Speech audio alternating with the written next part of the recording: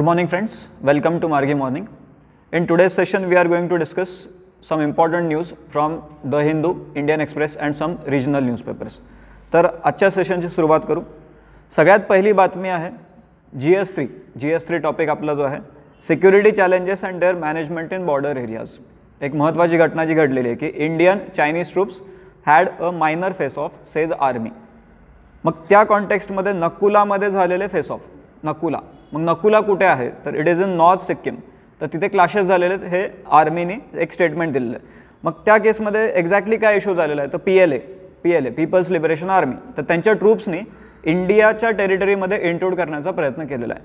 मग आता हे सगळं जेव्हा चालू आहे तर आपल्याला थोडंसं मागे जाऊन इंडिया चायना जे बॉर्डर स्टँड ऑफ जे झालेले आहेत मग त्याच्याबद्दल माहिती असणं गरजेचं आहे की कोणते कोणते महत्त्वाचे लोकेशन्स होते की जिथे बॉर्डर स्टँड ऑफ झालेला होता. मग त्या केसमध्ये गलवान व्हॅली, पँगॉंग सो आणि जर बघितलं आपण तर नथुला पास कुठे आहे. मग नकुला NAKU हा एक पास आहे आणि नथुला. तर मग हे दोन पासेस आहेत. मग इंडियन एक्सप्रेसमध्ये पण याच्यावरती न्यूज आलेली होती आणि त्याच्यामध्ये एक मॅपही त्यांनी दाखवला होता की exactly where is this Nathula pass.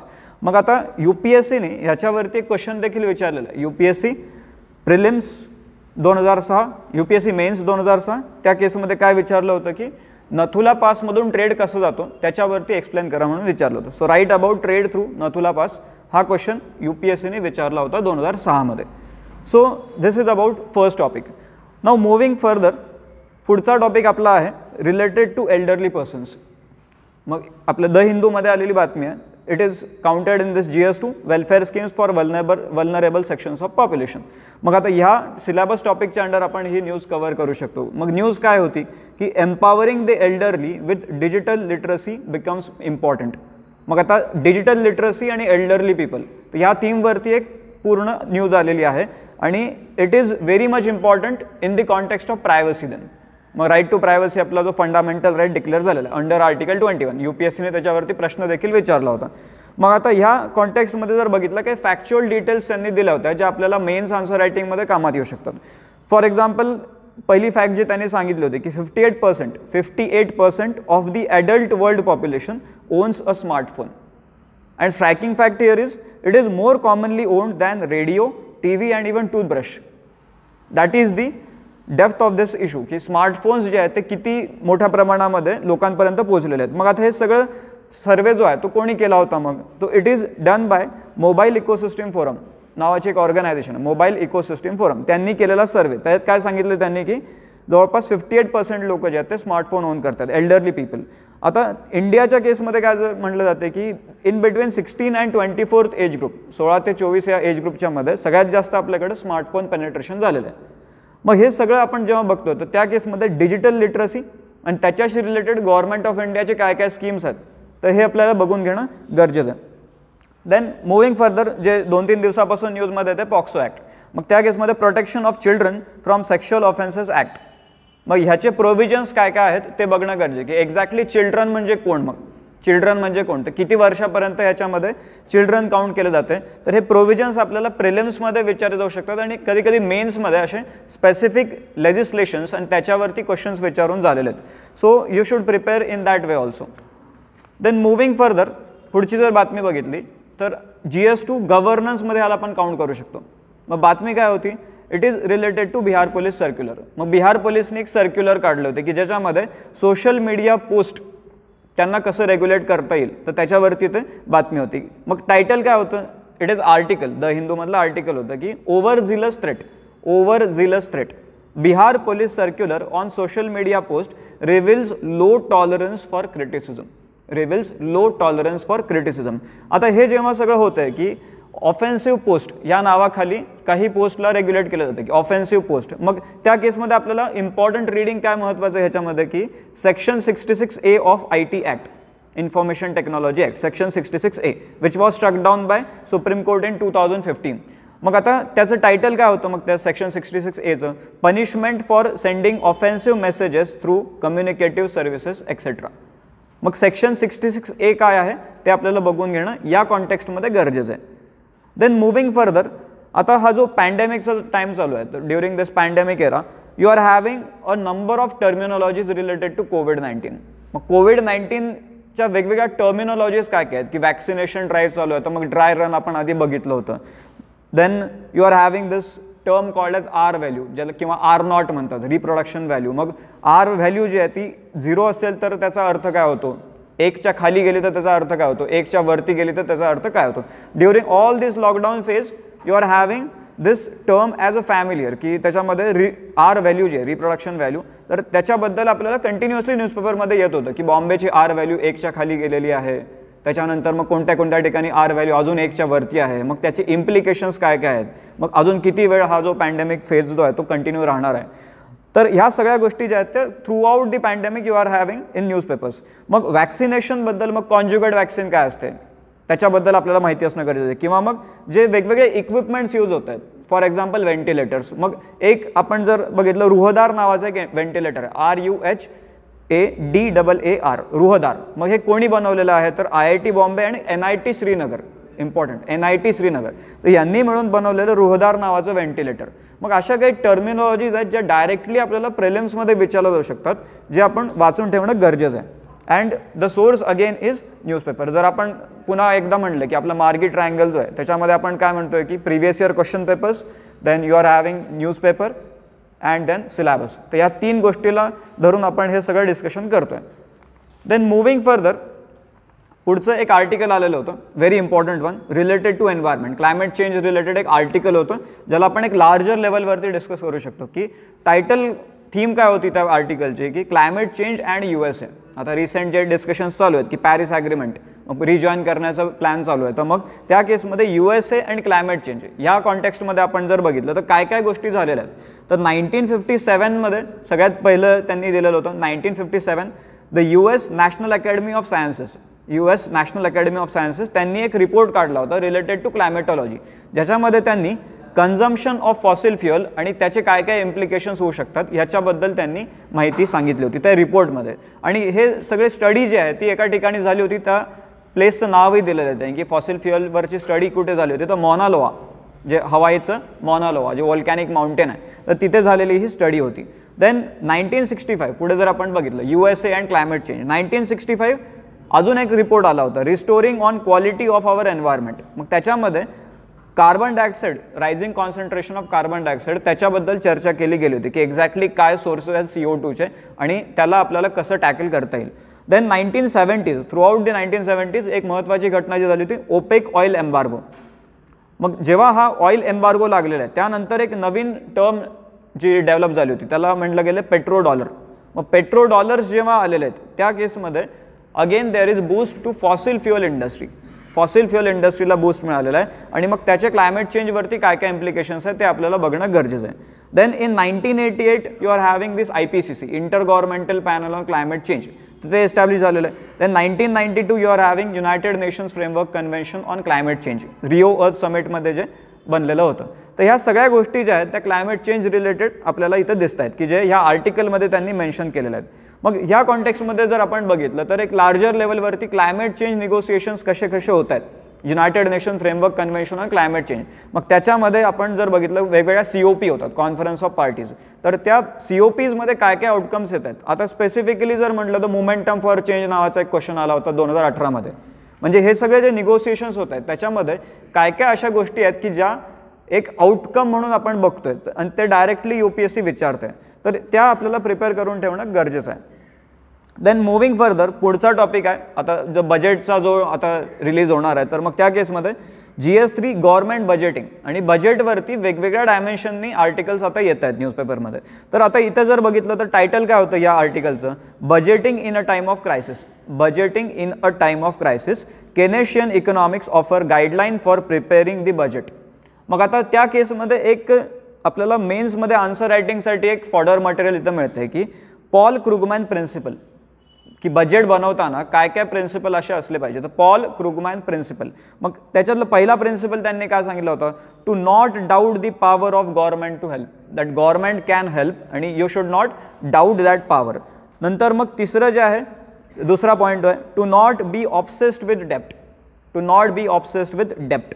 आणि तिसरा प्रिन्सिपल त्यांनी सांगितला होता to not worry about inflation, की हे 3 प्रिन्सिपल तुम्ही समोर ठेवा and then create your budget, then prepare your budget.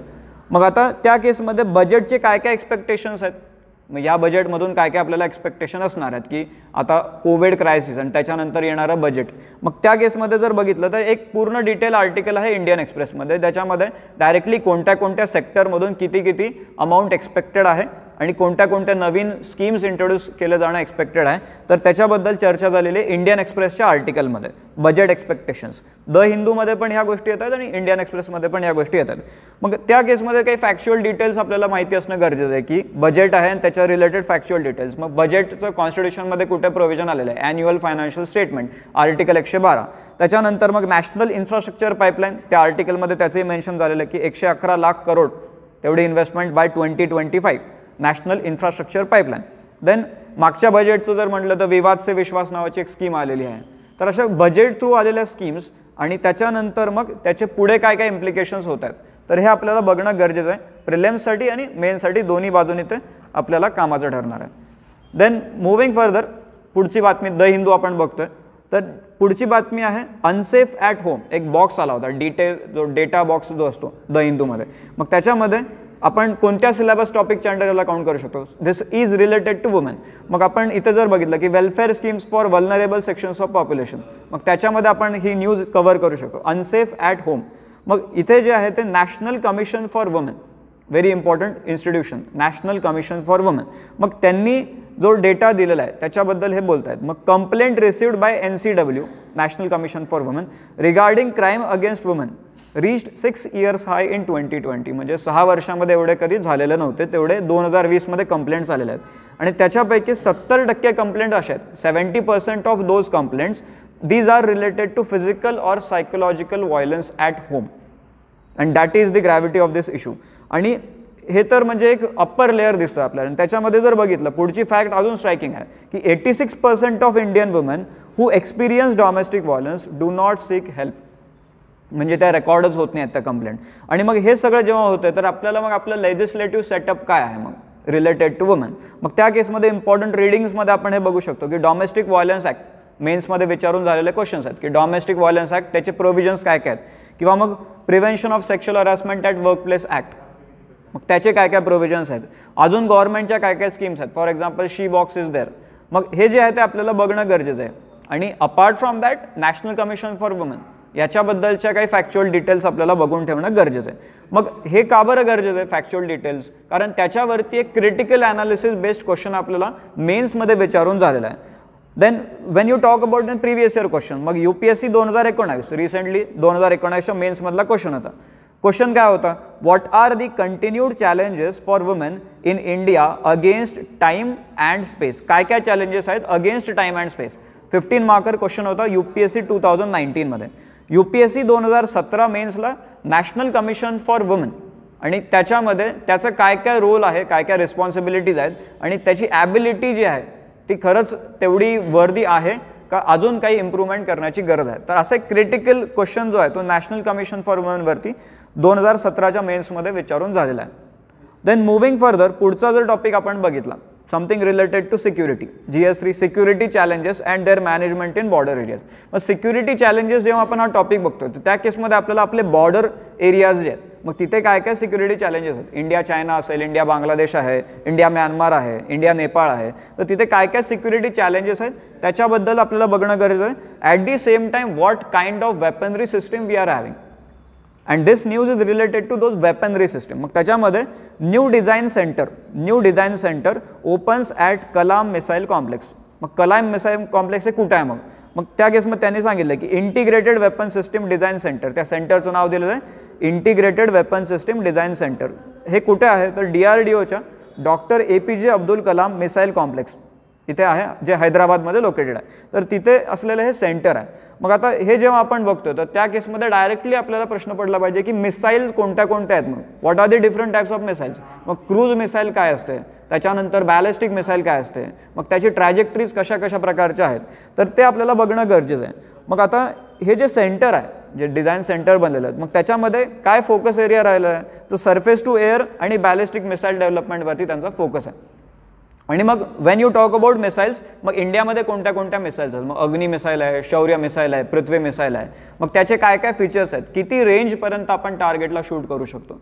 तर ह्या सगळ्या डिटेल्स ज्या आहेत त्या एक्झाममध्ये फ्रिक्वेंटली विचारल्या जातात, मग ते आपल्याला प्रिपेअर करून ठेवणं गरजेचं आहे. And apart from that you are having details about DRDO. मग DRDO कधी बनलेला आहे, त्याचे काय काय फंक्शन्स राहिलेले आहेत, मग त्याचे रिस्पॉन्सिबिलिटीज कशा वाढत गेलेल्या आहेत, तर त्याच्याबद्दल आपल्याला माहिती असणं गरजेचं आहे. Sometimes you can also expect question like DRDOच्या लॅब्स कुठे कुठे आहेत, वेगवेगळ्या लॅब्स DRDOच्या म्हणजे मॅच दी फॉलोइंगला आपल्याला विचारलं जाऊ शकते, मग तेही आपल्याला प्रिपेअर करून ठेवणं गरजेचं आहे.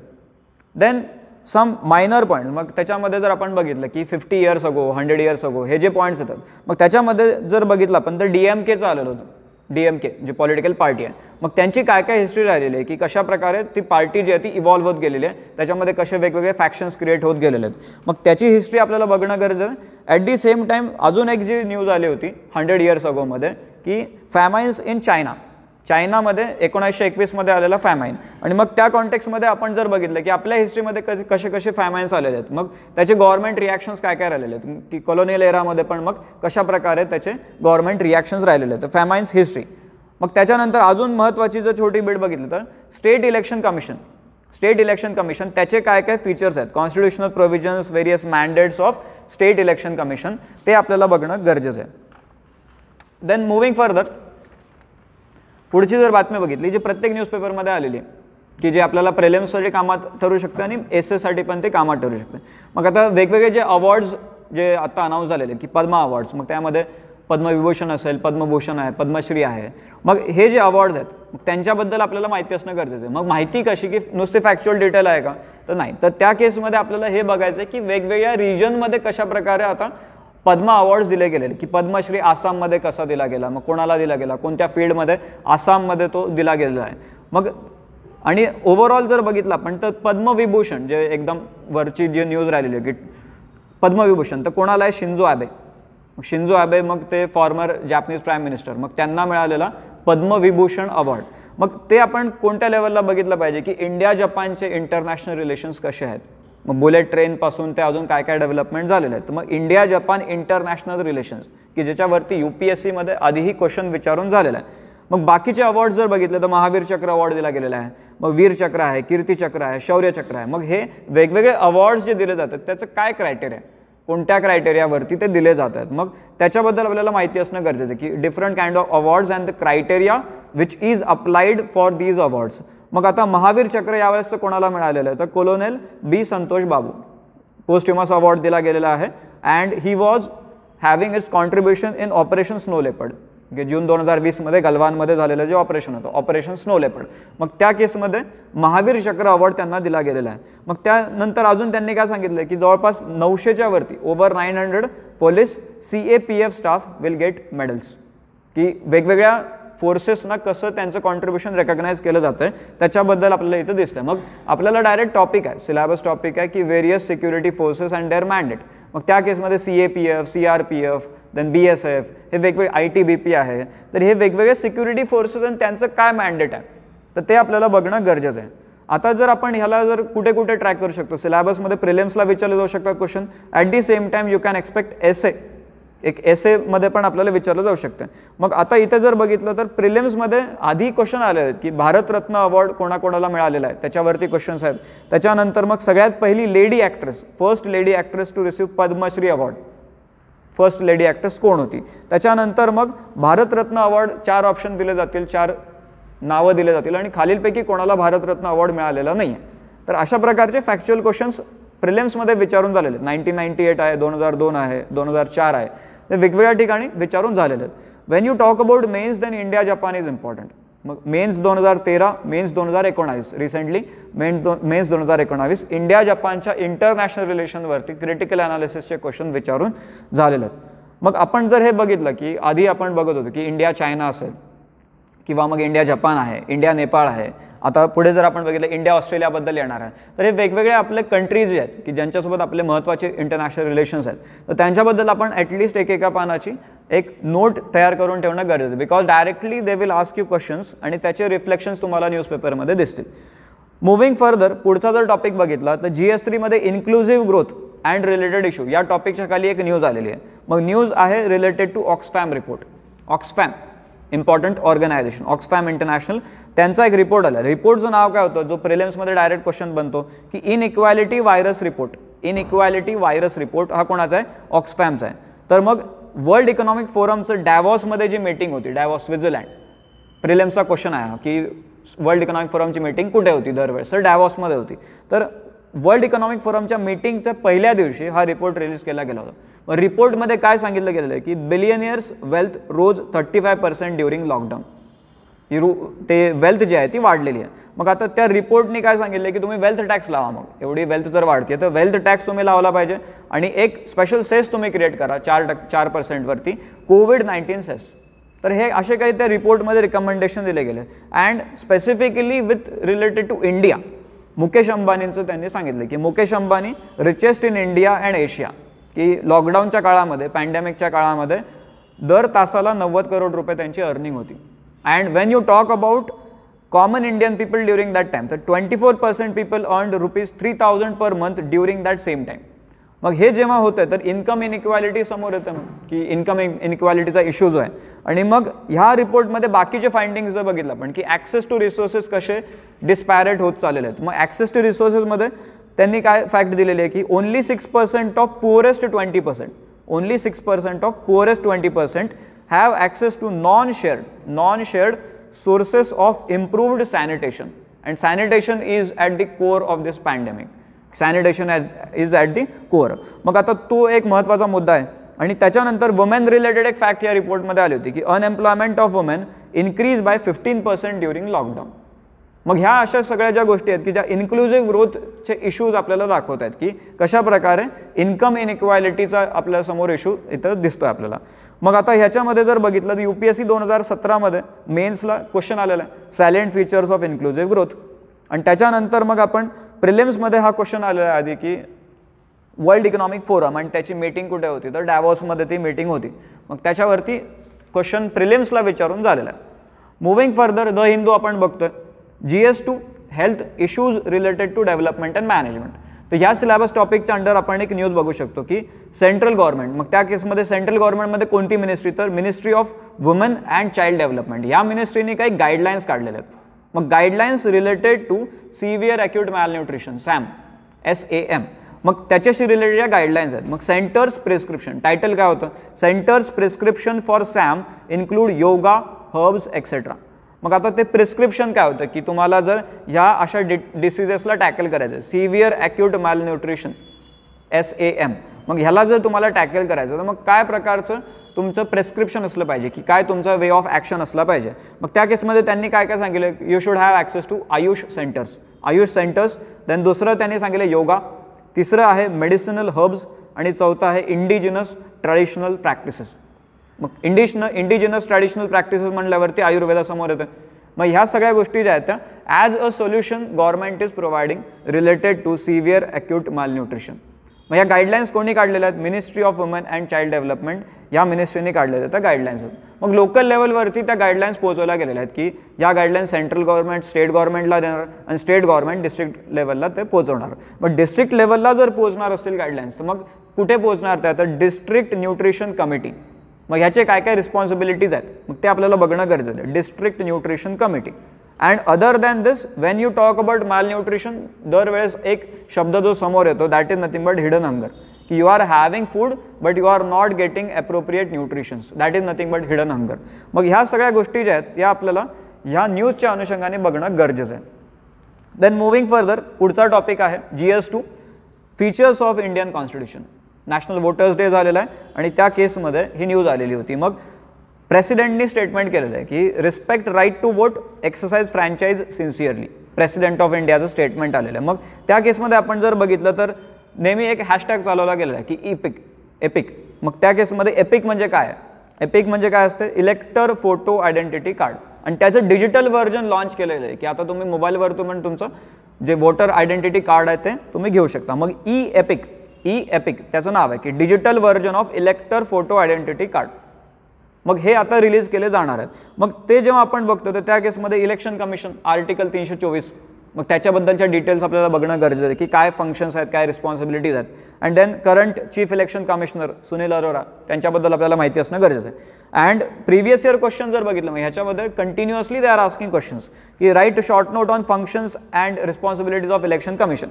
UPSC 1979, UPSC 1984, UPSC 1988, UPSC 1993. Continuously they have asked question on this topic election commission. मग त्याचे काय काय फंक्शन्स अँड रिस्पॉन्सिबिलिटीज आहेत. देन UPSC 2017 मध्ये आता कोर इश्यूजकडे वळलेले आहेत. मग सायमल्टेनियस इलेक्शन्सवरती UPSC 2017 मधला क्वेश्चन आहे. देन EVM कॉन्ट्रोवर्सी त्याच्यावरती UPSC 2018 मध्ये क्वेश्चन आलेला आहे की ट्रस्टवर्दीनेस कसा पुन्हा एस्टॅब्लिश करता येईल, त्याच्यावरती UPSC 2018 मध्ये क्वेश्चन आलेला आहे. तर पुढे जर आपण बघितलं, हे झाली GS2 features of Indian constitution बद्दलची बातमी. पुढे जर आपण बघितलं तर काही लोकेशन्स आपल्याला दिसत आहेत न्यूजपेपरमध्ये. द हिंदूमध्ये युगांडा न्यूजमध्ये आहे, तिथले प्रेसिडेन्शियल इलेक्शन त्याच्यामुळे न्यूजमध्ये आहे युगांडा. मग ते एक्झॅक्टली कुठे आहे, त्याला आजूबाजूला कोणत्या कोणत्या बाउंड्री असलेल्या कंट्रीज आहेत, मग कोणता वॉटर बॉडी आहे का तिथं, लेक आहे किंवा कोस्टल एरिया आहे. तर ह्या गोष्टी ज्या आहेत की एक्झॅक्टली कुठे आहे युगांडा, कुठे आहे आणि त्याच्याबद्दलचं मॅपिंग रिलेटेड डिटेल्स आपल्याला बघणं गरजेचं आहे. हा पहिला मुद्दा. आणि दुसरं इंडियामधलं परदीप पोर्ट, एक टेंडर नोटीस आली होती, जर मायनर लेवलला जाऊन बघितलं टेंडर नोटीस होती आणि परदीप पोर्ट. मग परदीप पोर्ट कुठं आहे, ओडिशा. मग त्या कॉन्टेक्स्टमध्ये आपण जर बघितलं की कोणते कोणते महत्त्वाचे पोर्ट्स आहेत, मग वेस्टर्न कोस्टला कोणते आहेत, ईस्टर्न कोस्टला कोणते आहेत, तर ते आपण एकदा बघून ठेवणं गरजेचं आहे. And then some administrative details like port authority of India. मग मेजर पोर्ट्स कोणते आहेत, मायनर पोर्ट्स कोणते आहेत, मग त्याचं काय क्रायटेरिया आहे की मेजर पोर्ट्स कशाला म्हणायचं, मायनर पोर्ट कशाला म्हणायचं. तर या सगळ्या गोष्टी ज्या आहेत ह्या टेंडर नोटीसच्या थ्रू आपण बघू शकतो लार्जर लेवलवरती. देन मुव्हिंग फर्दर, पुढची बातमी आहे related to GS3 Indian economy. टॅक्सेशनमध्ये आपण याला काउंट करू शकतो की जे बऱ्यापैकी न्यूजमध्ये आहे की ग्रीन टॅक्स मिनिस्ट्रीने अप्रूव्ह केलेला आहे आता. तर green tax mooted for personal vehicles older than 15 years. 15 वर्षाचे जुने जर व्हेकल असतील तर त्याला ग्रीन टॅक्स लागणार आहे as a penalty for polluting the environment. मग आता हा टॅक्स कधी लावणार, मग आता 15 वर्ष कसं कळणार की 15 वर्ष जुनी आहे की नाही व्हेकल. तर मग ज्या वेळेस ते RC रिन्युअलचं टाईम येणार आहे 15 वर्षानंतर RC रिन्युअलचा जेव्हा टाईम येणार आहे, रिन्युअल ऑफ रजिस्ट्रेशन सर्टिफिकेशन, तर त्यावेळेस हा टॅक्स कलेक्ट केला जाणार आहे. आणि ही जे प्रपोजल आहे this is recently approved by union minister for road transport and highways. मग आता टॅक्सेशनबद्दल जर बघितलं आपण तर एक तर पोल्युशनचा अँगल झालेला आहे.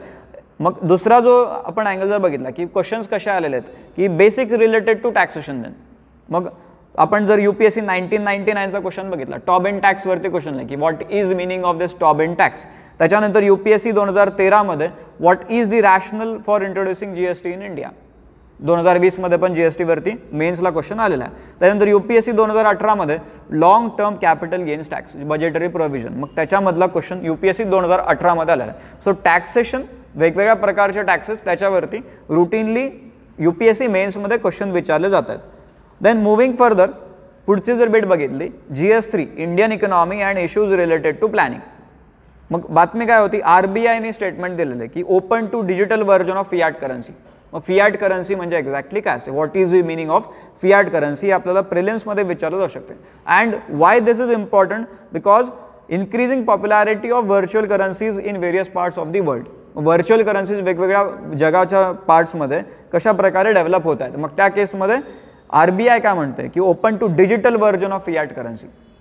इन दॅट केस करन्सी आणि ओव्हरऑल प्लॅनिंग रिलेटेड आपल्याला हा न्यूज जो आहे तो बघता येऊ शकतो. देन द हिंदूमध्ये फेथ नावाचा कॉलम येतो, द हिंदूमध्ये. त्याच्यामध्ये जर बघितलं आपण तर विशिष्ट अद्वैता याच्यावरती एक कॉलम आलेला आहे, विशिष्ट अद्वैता. मग त्याचे प्रपोनंट कोण आहेत तर मग रामानुजाचार्य. मग वेगवेगळे फिलॉसॉफीज अद्वैता, द्वैता, मग त्यांचे कोण कोण प्रपोनंट आहेत, द्वैता अद्वैता त्याचे कोण प्रपोनंट आहेत आणि एक्झॅक्टली याचं मिनिंग काय होतं. मग what is the meaning of this term विशिष्ट अद्वैता. मग relation between God and human, मग या थीमवरती ह्या सगळ्या ज्या फिलॉसॉफिकल ट्रेडिशन्स आपल्याला दिसतात. मग हे आपण कशामध्ये काउंट करू शकतो, GS1 कल्चर टॉपिक जो आहे त्याच्यामध्ये आपण ह्याला बघू शकतो. आणि प्रिलिम्समध्ये you can expect a question on this की मॅच दी फॉलोविंग, की वेगवेगळ्या फिलॉसॉफी आणि त्याचे प्रपोनंट कोण आहेत किंवा त्याचे फाउंडर कोण राहिलेले आहेत त्याच्यावरती आपल्याला विचारलं जाऊ शकतं. देन मुव्हिंग फर्दर, जर पुढचा जर आपण बघितला इंडियन एक्सप्रेसच्या काही महत्त्वाच्या बातम्या आपण बघू. मग इंडियन एक्सप्रेसमध्ये पहिली बातमी जी आपण बघतोय की पेज नंबर 8 वरती दिलेली होती इंडियन एक्सप्रेस, तर GS2 health issues related to development and management. मग हेल्थ या टॉपिकच्या अंडर ही आपण बातमी कव्हर करू शकतो. मग बातमी काय होती, it is related to non communicable diseases. Very important in current context की लाईफस्टाईल रिलेटेड डिसीजेस, मग आपण हार्ट डिसीजेस म्हणतो, कॅन्सर आहे, डायबिटीज आहेत, all these are non communicable diseases. And whenever there is news related to non communicable diseases always there is mention of WHO data.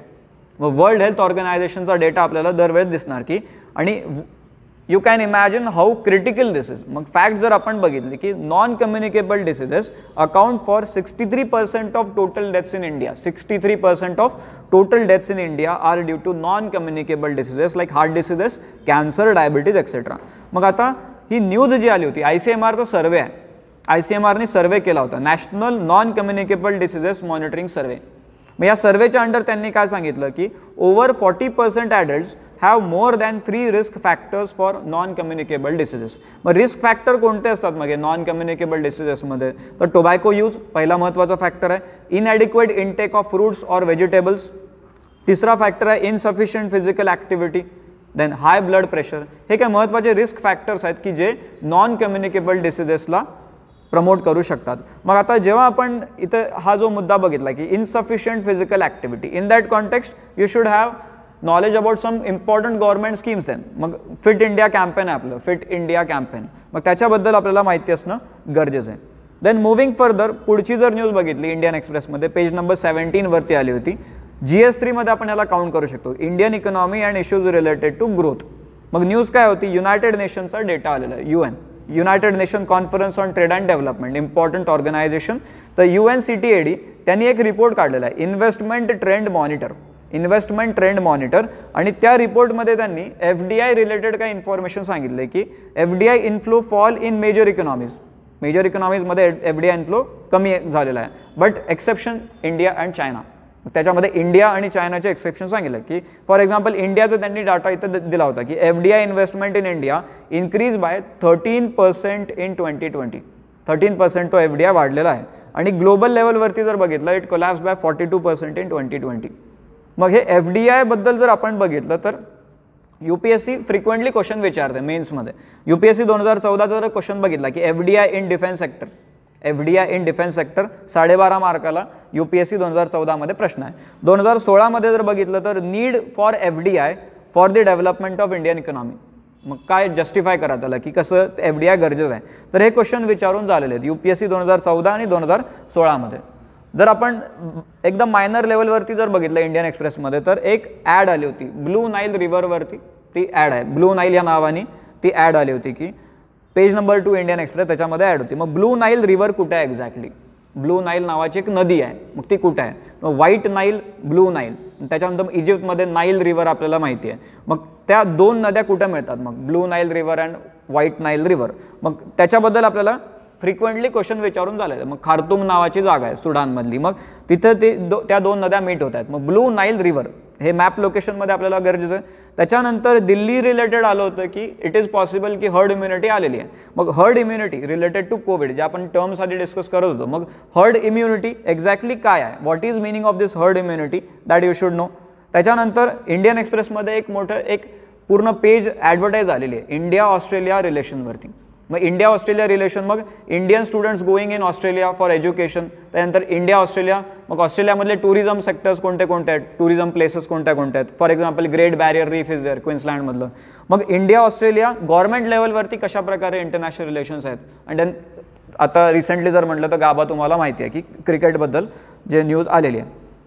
Then moving further, पुढचं एक महत्त्वाचं article आहे, very important one, जे एसेसाठी आपल्याला कामात ठरू शकते. What binds the nation, title होतं व्हॉट बाइंड्स द नेशन, की एक नेशन कसं एक होऊ शकते. मग त्या केसमध्ये आयडिया ऑफ इंडिया इथून सुरुवात केलेली आहे रायटरनी. आयडिया ऑफ इंडिया, मग इंडिया म्हणजे एक्झॅक्टली काय कॉन्स्टिट्यूट करते, the justice, liberty, equality and fraternity, जे आपल्या प्रिॲम्बलमध्ये आलेले पण मुद्दे आहेत.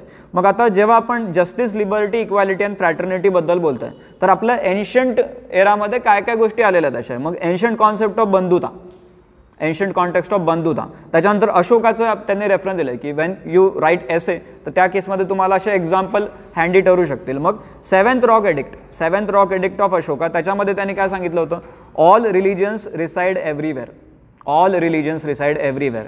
त्याच्यानंतर स्वामी विवेकानंद यांच्याबद्दल बोललं तर प्लुरॅलिझमला नेहमी प्रमोट केलेलं आहे. त्याच्यानंतर Rabindranath Tagore Gitanjali famous poem Nobel prize, मग त्याच्यामध्ये त्यांनी ही despaired of narrow domestic walls, की नॅरो डॉमेस्टिक वॉल्सला त्यांनी अपोज केलेलं आहे. मग ग्लोबल लेवलवरती जर बघितलं तर जर्मन कंपोजर आहेत बिथोवन नावाचे आणि इंग्लिश सिंगर आहेत जॉन लेनन. या दोघांचं एक रेफरन्स याच्यामध्ये आलेलं आहे की व्हॉट बाइंड्स दी नेशन या आर्टिकलच्या अंडर. मग ह्या दोन कंपोजर्सनी सिंगर्सनी काय केलेलं आहे, they imagined a world without borders, they imagined a world without borders. मग ग्लोबल लेवलवरती आपण याला बघू शकतो. मग हे सगळं जेव्हा होते तर आयडिया ऑफ इंडिया, मग ह्याच्यावरती आपण जर बघितलं एसे विचारलेत UPSCने डायरेक्टली इंडिया थीमवरती जे एसे आहेत. मग पहिला जर बघितला 2000 आलेला UPSC 2000 essay was there, why should we be proud of being Indians, असा तो एसे होता. त्याच्यानंतर 1998 मधला जर एसे बघितला कंपोजिट कल्चर ऑफ इंडिया, त्याच्यावरती विचारून झालेला आहे एसे. मग हे जे आहे ते एसेसाठी हा एक आर्टिकल महत्त्वाचा ठरू शकतो आपल्याला.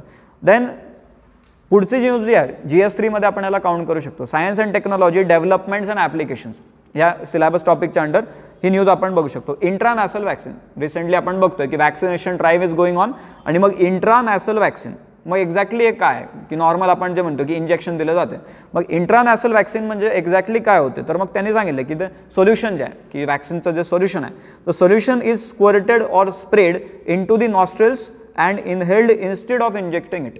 इंजेक्ट न करता त्याला इनहेल केलं जाते, त्याला इंट्रानॅशनल वॅक्सिन म्हणतात. मग आता ह्याचे काय काय बेनिफिट्स राहतील, तर एक तर असं आहे की सिरिंजेस लागणार नाही, की जे इक्विपमेंट्स आपण म्हणतो की जे गरजेचे राहतील जर इंजेक्शन आपण वापरतो तर सिरिंजेस लागणार नाही. आणि त्या केसमध्ये बाकीचे जे रिलेटेड डिस्ट्रीब्युशन ॲक्टिव्हिटीज आहेत मग त्याही काही प्रमाणामध्ये कमी होऊ शकतात. त्याच्यानंतर दुसरा जर बघितला बायोलॉजिकल अँगल, तर it can tap additional immune cells through nasal route, की त्या नॅसल रूटने जाताना नाकातून जाताना त्या ॲडिशनल इम्युन सेल्सला ते टॅप करू शकतील. मग आता पुढे जर बघितलं ही झाली वॅक्सिन रिलेटेड न्यूज. मग पुढे जर आपण बघितलं तर पेज नंबर 8 वरती एसे रिलेटेड एक एक्झाम्पल आलेलं आहे इंडियन एक्सप्रेसचं एसे रिलेटेड एक्झाम्पल, की पुण्यामध्ये Pune city schools start unique web radio, शाळांनी वेब रेडिओ चालू केलेला आहे आणि त्याचं काय पर्पज आहे, to help student think beyond classroom learning. मग क्लासरूम या थीमवरती आधी पण एसे विचारून झालेले आहेत की इम्पॉर्टन्स ऑफ क्लासरूम, का क्लासरूमचं रिलिव्हन्स आता कमी होत चाललेलं आहे, असे दोन्ही थीमवरती एसे विचारून झालेले आहेत. मग त्या कॉन्टेक्स्टमध्ये जर असा एसे येतोय तर आपल्याला हे एक्झाम्पल तिथे ॲड करता येऊ शकते. Then some prelims related bits you can find here, की एक आर्टिकल आलं होतं रिलेटेड टू वुमेन. मग बजेट आहे, मग जेंडर बजेटिंग या थीमवरती ते आर्टिकल होतं. मग त्याच्यामध्ये जर बघितलं Beijing platform for action related to women, Beijing platform for action. मग आपल्याला प्रिलिम्समध्ये डायरेक्ट विचारतील की Beijing platform for action is related to what. मग आपल्याला ते माहिती पाहिजे this is related to women. आणि अजून जर बघितलं पुढच्या पानावरच एक आर्टिकल आलं होतं रिलेटेड टू K2. मग आपण जर लोकेशन बघून ठेवलं K2 म्हणजे एक्झॅक्टली कुठं आहे, गॉडविन ऑस्टिन. मग एक्झॅक्टली त्याचं लोकेशन कुठं आहे, K2 माउंटेनचं लोकेशन कुठं आहे ते आपण बघून ठेवणं गरजेचं आहे. Then moving further Padma awards आहेत. मग त्याचं जर आपण एक ओव्हरव्ह्यू बघितला की पद्मा अवॉर्डीज कोण कोण होते, तर मग महत्त्वाचे काही लोक आपण बघितले की जे आपल्याला तिथून पुढे जाऊन आपल्याला काही प्रिलिम्स रिलेटेड बिट बाहेर काढता येऊ शकतील. सिंधुताई सपकाळ, ज्यांना मदर ऑफ ऑर्फन्स म्हटलं जाते, पद्मश्री अवॉर्ड आहे. त्याच्यानंतर गिरीश प्रभुणे. मग ह्यांचं काम काय राहिलं, ट्रायबल रिलेटेड त्यांचं वर्क आहे, tireless work to uplift the lives of tribals in Maharashtra. मग त्या कॉन्टेक्स्टमध्ये पारधी कम्युनिटी तिथं न्यूजमध्ये आली होती, पारधी कम्युनिटी इंडियन एक्सप्रेसमध्ये दिलेलं आहे. मग ह्यांनाही पद्मश्री आहे. त्याच्यानंतर मग पुढचं जर बघितलं तर रजनीकांत देविदास श्रॉफ, पद्मभूषण अवॉर्ड आहे रजनीकांत देविदास श्रॉफ. मग he is founder of United phosphorus limited, जे बेसिकली त्यांना काय म्हटलं जाते, क्रॉप प्रोटेक्शन किंग म्हटलं जाते. मग हे एक महत्त्वाचे आहेत. त्याच्यानंतर मग परशुराम गंगावणे सिंधुदुर्ग जिल्ह्यामधले परशुराम गंगावणे. मग त्यांनी तिथली जी लोकल फोक आर्ट आहे, again they will ask you such kind of questions, की लोकल फोक आर्ट जे आहे त्याला रिवाईव्ह करण्याचा त्यांचा प्रयत्न आहे. मग रिवायटलायझिंग अँड प्रेशरिंग चित्रकाठी फोक आर्ट. मग चित्रकाठी फोक आर्ट कुठली आहे, मग 3 नावं दिले आणि रिजन विचारले, मॅच दी फॉलोविंग. तर आपल्याला हे प्रिलिम्ससाठी एक्सपेक्टेड आहे चित्रकाठी फोक आर्ट. यांनाही पद्मश्री आहे परशुराम गंगावणे. त्याच्यानंतर लिज्जत पापडचे फाउंडर जे आहेत, मग जसवंतीबेन जमनादास पोपट, लिज्जत पापड फाउंडर, मग त्यांना पद्मश्री अवॉर्ड आहे.